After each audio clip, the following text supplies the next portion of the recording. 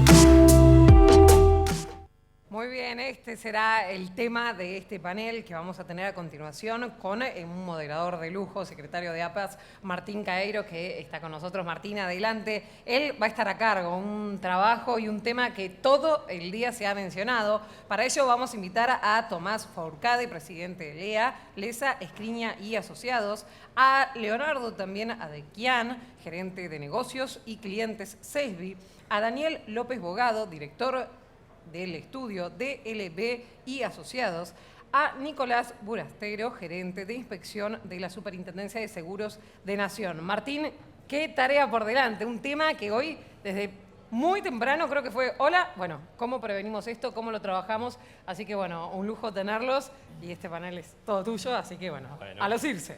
Muchísimas gracias. Mi nombre es Martín Caeiro, soy el secretario de la asociación y tercera generación de productores asesores de seguros en mi familia. Un poco pasamos este videíto y para poner en contexto y explicarles el por qué estamos empezando a abordar esta temática. Creemos que algo está cambiando cuando la Superintendencia de Seguros de la Nación se proclama particular damnificada en un caso tan importante, histórico en la industria aseguradora, como fue el caso de Truglio, en el cual una banda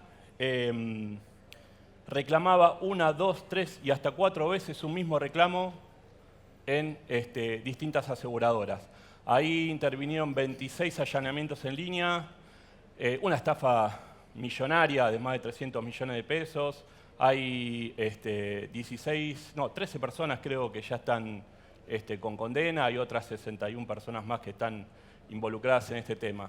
Pero digo, algo está cambiando y la superintendencia nos dio un mensaje muy bueno a la industria. Algo está cambiando cuando esas aseguradoras, esas 4 que se vieron perjudicadas, en principio hay un par más, pero digo, empezaron a trabajar colaborativamente, no trabajar en línea y empezar a compartir el recurso para destrabar justamente esta banda. Algo está cambiando cuando algunas compañías ya medias tímidamente, pero se están empezando a atrever a denunciar a sus propios asegurados fraudulentos. Algo está cambiando cuando nosotros como productores de seguros queremos empezarnos a involucrar en esta temática, decirle al mercado acá estamos, podemos colaborar con los liquidadores de siniestros, exigir más herramientas tecnológicas en las páginas web, sobre todo cuando muchas veces los siniestros se empastan, ¿no? Y ahí me gustaría que me ayuden un poquito ahora en este momento, muy rápido, para no robar mucho tiempo, que levante la mano quién cree que con la salida de la pandemia, o pongamos este último año, se está empezando a investigar más en sus carteras. ¿Quién cree eso? Levante la mano, por favor. Ok, notan que los siniestros se están empastando un poquito más, ¿no? Entonces, yo lo que digo es, las crisis económicas sacan lo peor de una sociedad, las peores miserias, y está esto, la vivada de el asegurado en un asadito que te dice me hago a robar una rueda o no me hago a robar una rueda. Creo que ahí tenemos que hacer mucha cultura aseguradora. Entender también que hay distintos sistemas antifraude que trabajan en paralelo, que hubo un montón de años que se han hecho un montón de cosas en la industria aseguradora, se ha trabajado muy bien, que después se amesetó y ahora hay como una reactivación. Entender que está el sistema Fénix, por un lado, de los liquidadores de siniestros, el sistema Iris de la Super, el sistema Sofía de CESBI. Y qué importante esto, lo del triángulo del fraude que vimos recién, ¿no? Porque es un poco a veces adivinar lo que está sucediendo en ese momento y que nosotros muchas veces no sabemos qué está pasando, que es la presión que tiene esa persona para hacer el fraude. La presión puede llegar a ser una deuda que esa persona tenga, la codicia o hasta, ¿por qué no?, situaciones no realizadas en su vida. La oportunidad que esa persona está teniendo, esa vivada, ese momento especial, particular del país o de esa compañía, y el razonamiento que es la autojustificación que esa persona tiene, que ahí tiene que ver directamente, trabaja la moral y la ética del por qué cometer ese fraude.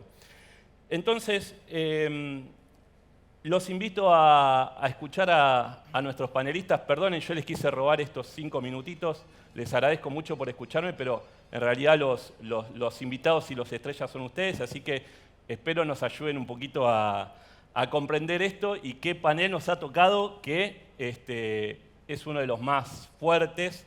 Tratémoslo de manera relajada, esta temática que es difícil, pero bueno, vamos a empezar a disparar algunas preguntas. En principio te quiero agradecer mucho, Tomás, haber estado acá, ese presidente de LEA, Lesa Escrina y Asociados, a Daniel López Boado, mi querido profesor, liquidador de siniestros, docente, director del estudio DBL, a Leonardo Andequian, gerente de negocios y clientes de CESBI, y a Nicolás Burastero, gerente de inspecciones. Muchas gracias a ustedes realmente por haber asumido este compromiso. Gracias.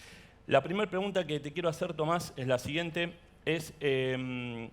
La pandemia fue un gran desafío para la industria aseguradora y con la salida de la misma, ¿cuáles fueron los cambios que notaste, que dejó puntualmente en tu profesión y cuáles son los desafíos que ves de cara al futuro pensando, digo, en la cantidad de liquidadores de siniestros que son en el país, que no son muchos, y cómo es todo este tema, ¿no?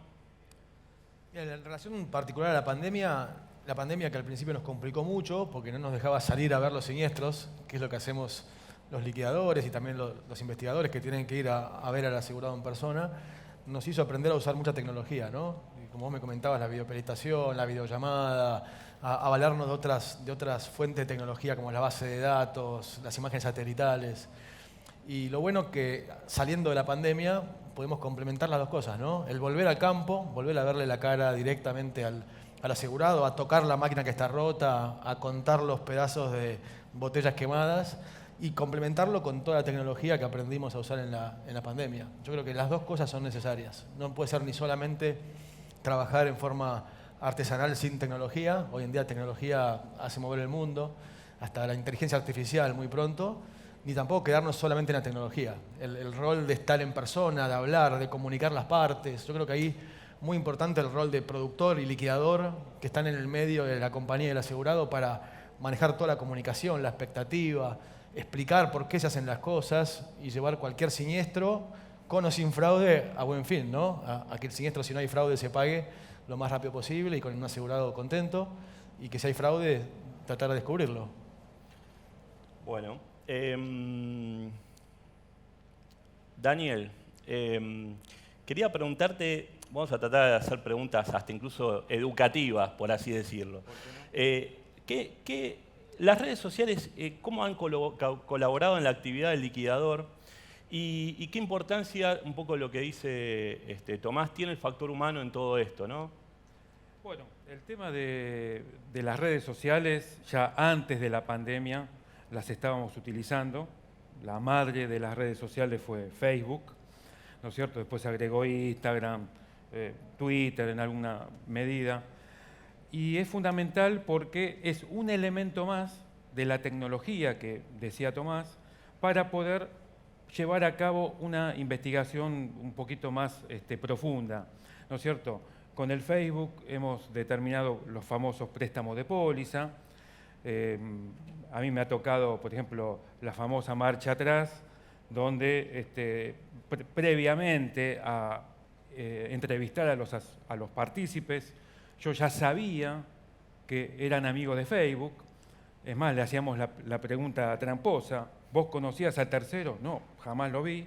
Al tercero le decíamos: ¿vos conocías al asegurado? No, la primera vez en el choque, y después le mostrábamos la foto, ¿no es cierto?, la captura de pantalla del Facebook, y no sabían dónde meterse, y bueno, lográbamos lo que habitualmente nos piden las compañías, que es el desistimiento del reclamante, ¿no es cierto? Pero vuelvo a reiterar, un poco con lo que decía Tomás, que el factor humano y el cara a cara con el cliente no se puede perder.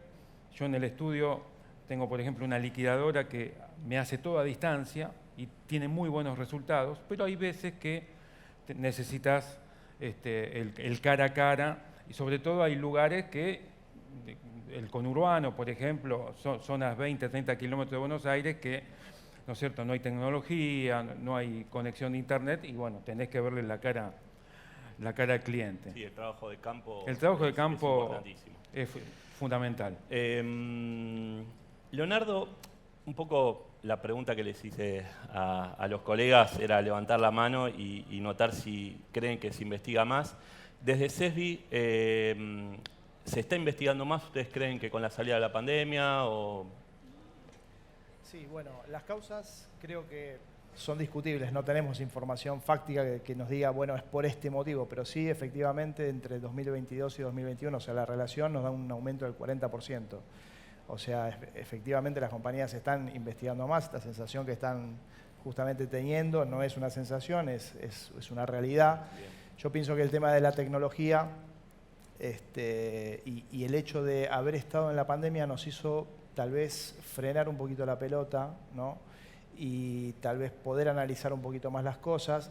Y la realidad es que al estar en casa y tener una fuerza de ataque o de atención en campo, como decían,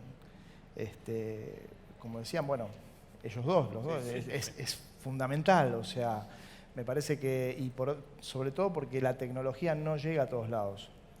Esto de la conectividad, o sea, es buenísimo, pero uno sale a la ruta 3, kilómetro, no sé, 150 y se acabó. O sea, hay agujeros negros en cobertura de señal que es impresionante. Entonces, yo pienso creo que se valoró un poco más esta cuestión de poder tener ojos afuera de la compañía. Entonces, es una lectura totalmente subjetiva, pero claramente hay un 40% de incremento.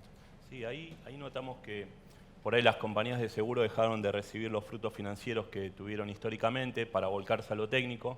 En lo técnico, donde miran automáticamente, es en la siniestralidad.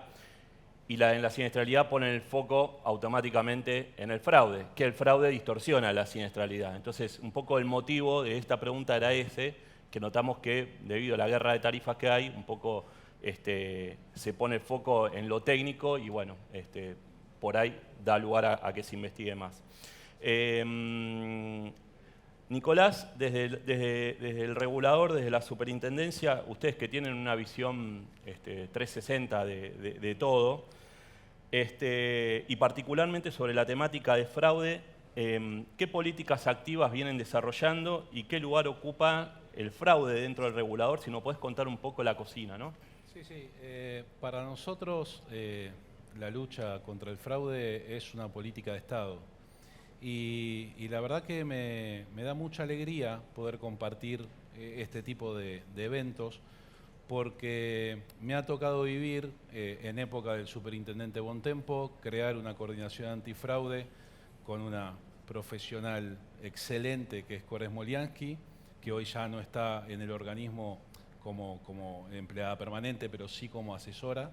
Después, en la época del superintendente Paso, otro gobierno, otro tinte, logramos que esa coordinación sea una subgerencia, y en la época de Adriana Guida, como superintendenta, logramos que esa subgerencia pase a la órbita de la gerencia de inspección del organismo, con lo cual el músculo de la calle lo estamos viendo desde el mismo lugar, tanto del fraude como cualquier otra verificación que estamos haciendo, y podemos unir las actividades. Eso en cuanto a cómo vemos nosotros esa lucha. Por otro lado, como política activa, en principio nombro algunos acuerdos. Hicimos acuerdos con el IATI, tenemos un grupo de trabajo con el cual de manera confidencial y otro grupo no confidencial, donde podemos trabajar temáticas de fraude en seguros. Por otro lado, hicimos, bueno, hoy Ana comentaba convenios con la Procuración de la Provincia de Buenos Aires. Hicimos un convenio con Carva, de la Cámara de Ay, no me sale el nombre ahora. Desarmaderos. Y la verdad que fue una experiencia muy buena y vamos a tener actividades de capacitación. Escuchamos a la compañía que toda la cuestión de desarmaderos tiene un alto costo y escuchamos a los desarmaderos que dicen que en realidad ellos pagan para desarmar, con lo cual estamos en el medio de un diálogo para ver realmente qué es lo que tenemos que abordar y cambiar. Logramos, hoy Ana decía unos proyectos en cuanto a el siniestros online, que es algo que todavía no empezó su desarrollo hacia afuera, sí hacia adentro. Bueno, recién hablaban de la pandemia, nosotros logramos ser uno de los pocos supervisores en Latinoamérica que tenía un canal de supervisión confidencial para con las compañías y para con todos aquellos que teníamos que supervisar. No logramos específicamente poder comunicarnos con todos los productores de manera confidencial, entonces ahora con la Gerencia de Autorizaciones y Registros y la Gerencia Jurídica estamos propiciando una comunicación directa por TAD, como para estar mucho más cerca. Desarrollamos, y creo que todas las compañías y algunos productores tienen que haber recibido algún tipo de requerimiento de información, le pedimos a casi todas las compañías que nos informen algunos desvíos en los datos de automotores en cuanto a la correlación entre dominio, chasis y motor. La cantidad de datos no correctos, la verdad que es mucha. Empezamos con un proceso, teníamos un incumplimiento por parte de las compañías, 34 compañías no estaban informando, ahora están, creo que nos quedan muy poquitas y que en realidad no tienen mucha producción, pero que estamos yendo hacia ese destino, digamos. Con el registro de juicios y mediaciones, también estamos tratando, vamos hacia el cumplimiento total y vamos generando relaciones entre los datos. Creo que activamente, bueno, propiciamos denuncias penales y alertas a la comunidad en cada una de las denuncias que recibimos, que tratamos y que así consideramos que tiene que ser. Estamos haciendo operativos por comercializadores no autorizados. Realmente el trabajo que venimos haciendo es realmente grande y la pandemia a nosotros nos sirvió para poder reestructurar hacia adentro, poder ganar tiempo en traer los datos que estaban en otro organismo, que parece loco porque siempre nos dicen ustedes el Estado del Estado y tienen tantos problemas, pero la realidad es que en toda nuestra base de información estaba en modernización, modernización deja de ser modernización, los contactos que teníamos dejan de existir. Bueno, logramos traer la base, no matarla, sino traerla, y ahora estamos trabajando muy fuerte en que esos datos nos sirvan para poder darle al mercado información.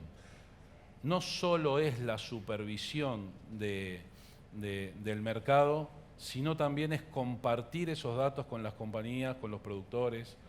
Habrán visto el que fue a la página de Superintendencia, los canales digitales, solicitamos a las compañías y a los productores, asociaciones, a los intermediarios en general, le pedimos que inscriban cuál es su dominio web, su correo electrónico, su WhatsApp transaccional, siendo el primer paso. La idea es que si algún asegurado o asegurable recibe algún tipo de correo, que pueda chequear que el dominio sea el que está registrado en Superintendencia. Claro. Y bueno, y más adelante lo que vamos a hacer es tratar de que el dominio de tanto de productores, agentes institutorios y compañías de seguro sean con un punto SEG, o sea que necesiten la autorización de superintendencia y tratar de que todas las páginas que no estén autorizadas, bueno, hacer todo lo posible porque no comercialicen y golpear desde ahí. O sea, creo que el trabajo es muy integral, es muy intenso. Nos tocó, bueno, algunos momentos donde no podemos demostrar todo el resultado que queremos, pero bueno, estamos contentos. Bien. Bueno, Tomás, te quería hacer una pregunta. ¿Cuáles son, esta es una pregunta media educacional, digamos, cuáles son los indicadores más comunes que ustedes, o los alertas más comunes que ves en el caso de un siniestro? ¿Y qué debería hacer una aseguradora o un productor en caso de detectar un caso sospechoso, ¿no? O sea, muchas veces nosotros creemos que hay un montón de indicios, pero desde el lado de ustedes tienen alertas que son disparadores. Sí, los liquidadores y los departamentos de fraude o de siniestro de las compañías suelen tener matrices con indicadores, ¿no? De todo tipo, desde matrices más rudimentarias, como decirte, por ejemplo, no sé, que un siniestro muy cerca de la fecha de inicio de vigencia de la póliza tiene más probabilidad de ser fraude que uno que está en el medio, una póliza que se viene renovando. Hasta ahora, algunos esquemas más modernos con la inteligencia artificial, que automáticamente, sin decirte muy bien por qué, detecta que un caso tiene más probabilidad de ser fraude que otro, juntando todo en la misma bolsa, digamos, y con un robot que analiza, ¿no? Más allá de los indicadores que cambian mucho según línea de negocio, no es lo mismo un siniestro de autos, de hogar, que también puede haber fraude en un siniestro de industria, un incendio en una industria donde se exagera maliciosamente el contenido de lo que había, o que se quitó mercadería durante el incendio y después se reclama como quemado, robada. Entonces en todas las líneas hay fraude y con indicadores distintos. Para mí lo importante es eso, es la presencia de un liquidador que conduzca el proceso, ¿no? Nosotros los liquidadores nos basamos mucho en el sistema Fénix, que detecta cruces, pero también desde la experiencia, desde haber visto cientos y miles de siniestros, uno ve cosas raras y lo va a conducir, como te decía antes, no tanto para detectar el fraude, como para poder documentarlo y que lleve al rechazo del siniestro o a las acciones que quiera seguir la compañía, como para conducirlo en buen fin cuando el siniestro hay que pagarlo. A mí me preocupa mucho eso, ¿no? Cómo cuando investigamos fraude no maltratamos al asegurado que es honesto y que tiene un siniestro que quiere cobrar. Entonces, ¿cómo se le explica que se nombró un investigador, por qué se está demorando su siniestro? Para que él sepa que él como asegurado tiene que colaborar, es uno de los perjudicados, todos los asegurados son perjudicados por el fraude, consiguen menos cobertura, pagan más de siniestro, y tiene que entender por qué él, aún siendo honesto, tiene que colaborar con que el mercado detecte los fraudes. Entonces, conducir también los casos en los que no hay fraude, pero que el asegurado se ve perjudicado, demorado, investigado, es parte importantísima, ¿no? Y ahí me parece que es importante la intervención del liquidador para explicar y conducir ese proceso. Daniel, ¿qué importancia tiene tener el desistimiento firmado por el asegurado? ¿Y por qué es importante que sea voluntario? Y acá está el artículo 43 del Código Penal, cómo se desactiva con este artículo. Y ¿qué se hace con los casos que las compañías no desean avanzar con la demanda penal, ¿no? Claro. Bueno, con el desistimiento le sacamos un dolor de cabeza a la compañía, ¿no es cierto? Porque ya el asegurado voluntariamente deja sin efecto el siniestro. Porque es bastante problemático que una compañía rechace un siniestro por una presunción de fraude, que en sede judicial seguramente no la va a poder demostrar y lo va a terminar pagando. Entonces, con el desistimiento, digamos, la compañía archiva el expediente y después, a ver, voy a hacer un mix, ¿no? Pues una pregunta múltiple. Ahí va a determinar el asegurador si realmente amerita o no iniciar una causa penal. Yo, por lo que hablo con la gente de compañías de seguros, generalmente no se hacen causas penales, excepto aquellos casos que por su envergadura, ¿no es cierto?, porque es una suma importante, amerita una causa penal. Pero no es lo normal, es que con el desistimiento la compañía archive el expediente, le anule la póliza, etcétera, etcétera. Se saca un dolor de cabeza. Voluntario, bueno, sí, porque si no fuese voluntario es como que parece que estuviera dirigido. Entonces, normalmente nosotros en las actas de desistimiento a los asegurados, a veces lo hacemos que ellos lo pongan de puño y letra para que no haya ningún tipo de duda. Desisto voluntariamente de toda acción y derecho por tal o cual siniestro. Y le explicamos, y ahí vamos terminando con la respuesta, con el tema del artículo 43, que dice que el autor de la tentativa, digamos, no será punible en caso que desistiere del ilícito. Entonces, pero el artículo 43 lo esgrimimos cuando, digamos, es un asegurado con cierto nivel cultural, ¿no es cierto? A ver, 2 ruedas en el Gran Buenos Aires profundo, le nombrás el artículo 43 y no tiene idea. Pero por ahí es un profesional que a veces te toca un médico, te toca un universitario y entiende, y por ahí son los que más fácil comprenden la situación y terminan desistiendo del siniestro. Así que, bueno, no sé si con Clarísimo, eso más o menos... Era un poco la idea de cerrar. Sí, cerrarlo de esa forma. Leo, te quería hacer una pregunta respecto a los sistemas que estuvimos hablando hoy, que hoy tiene la industria. ¿Por qué no hay una homogenización? Y si nos podés contar un poquitito qué alcance tiene el sistema Sofía de CESBI. Bien. Bueno, en principio la homogeneización, me imagino que te referís a que esté todo unificado o algo por el estilo. Yo no sé si es necesaria. Tal vez sí es revisable y que me parece que es algo que podría llegar a agregar mucho valor, la posibilidad de que las distintas bases de datos hablen, ¿no? O sea, hablen entre sí. Porque en muchas ocasiones vamos a encontrar que son complementarias. Por ejemplo, la información que tiene Fénix no la tiene Sofía, en absoluto. Y lo mismo tal vez al revés. Sobre todo, tiene un nivel de capilaridad la información que tiene Fénix a la que no puede lograr una compañía nunca. Entonces, creo que eso es algo que se puede llegar a hablar. Lo mismo, bueno, Iris es una base de datos que lo que tiene, que creo que tiene gran valor. Acá Nicolás habló sobre compañías que no aportaban información y ahora están yendo atrás de eso. Sofía tiene una penetración del 70% del mercado, que no es menor, pero no logra ser el 100%, ¿no? Entonces, creo que cada una tiene sus fortalezas, tiene sus características, que hacen que por ahí, en un escenario de que conversen, de que sean complementarias, se puede llegar a agregar mucho más valor. En cuanto a las características, bueno, como te dije, 70% del mercado, 35 compañías de seguros, contiene la información de siniestros y de pólizas de automóviles, contiene la información de siniestros de ramas varias, que esto, digamos, para ser porque ramas varias sabemos que es interminable, pero básicamente a lo que estamos apuntando es combinado familiar, integral de comercio, RC establecimientos y transporte. Y después trabajamos con vida y accidentes personales, que esto es básicamente siniestros, no está toda la cartera, simplemente está el dato de la cartera de aquel caso que tiene un siniestro. Y después estamos trabajando con bases complementarias, o sea, la misma información que recibe la superintendencia del RAJ, que son el registro de mediaciones y juicios, también la estamos incorporando y estamos trabajando en algo que complemente también esa información, la vinculación con la base del Banco Central, el BCRA, y por otro lado lo que tiene que ver con auxilios mecánicos, o sea, es una base que nos da información que muchas veces aporta justamente a las investigaciones.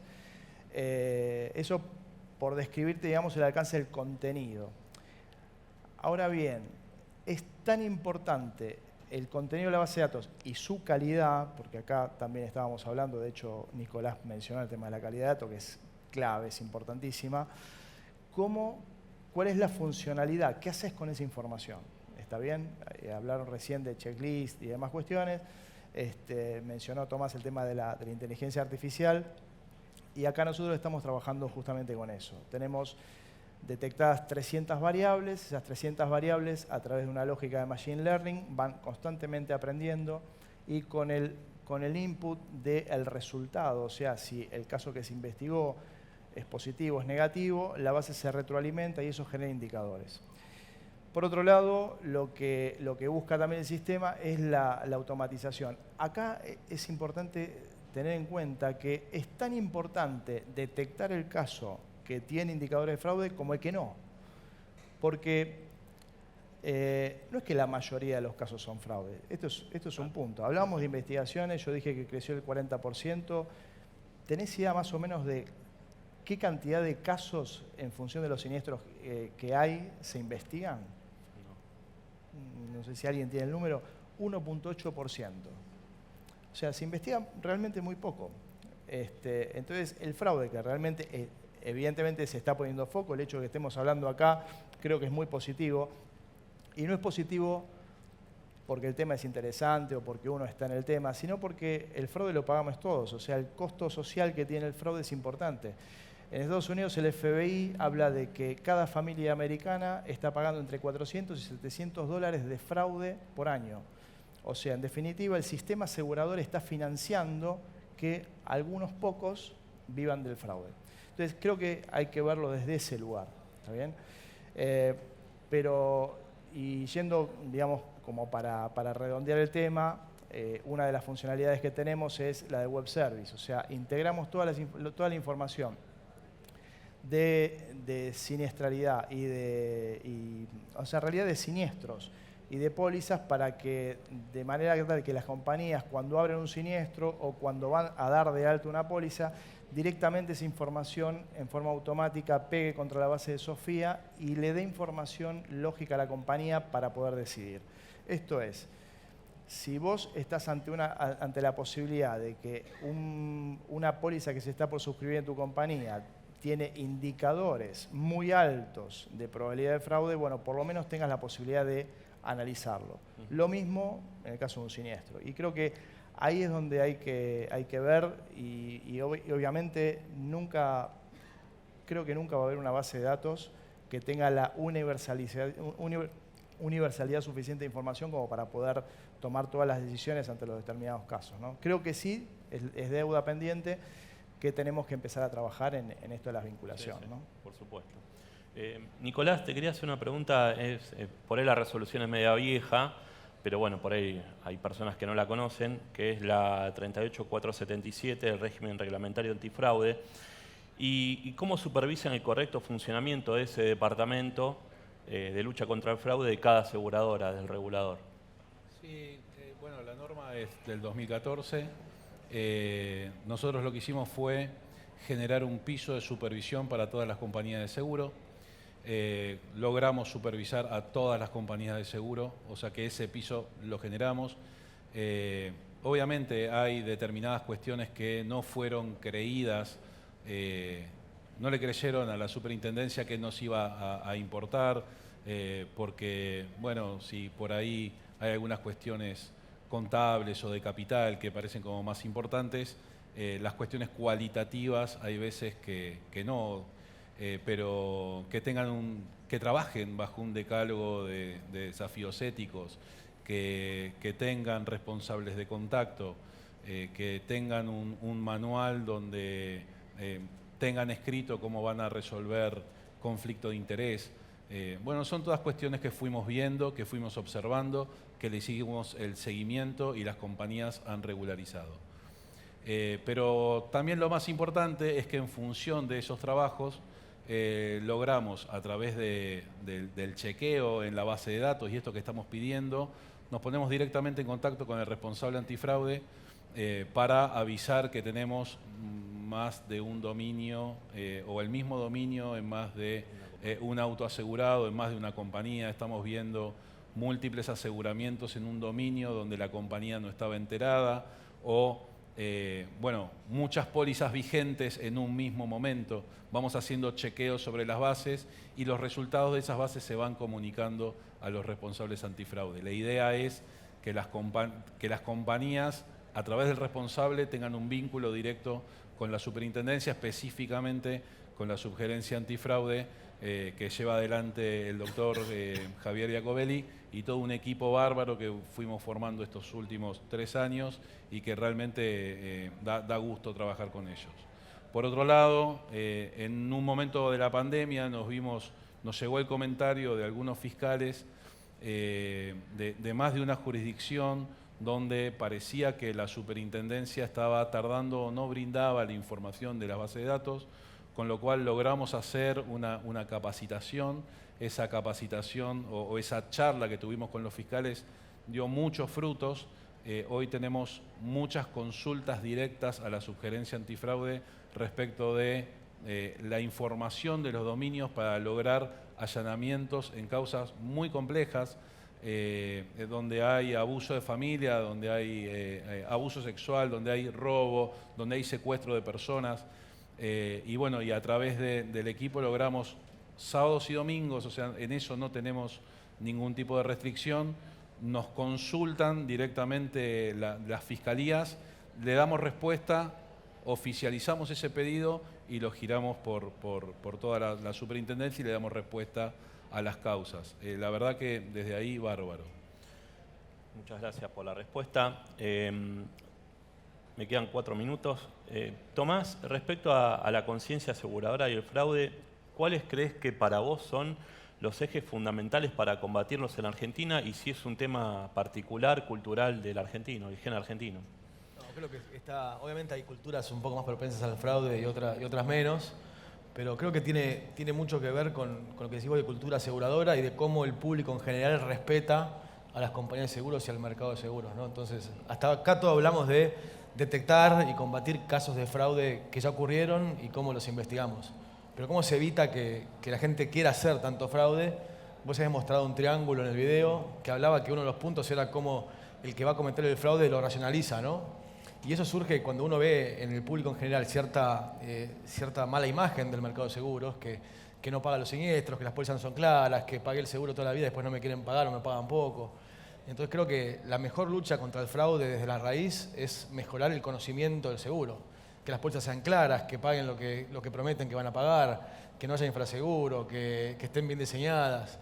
Y entonces sí ponemos mucho foco en eso, en tratar nosotros, en particular desde LEA, de estar siempre difundiendo circulares, cursos, el calculador en la página, todo lo que pueda hacer que las pólizas estén mejor diseñadas, que permitan que al momento del siniestro el asegurado cobre lo que pensó que iba a cobrar cuando lo compró, ni más ni menos.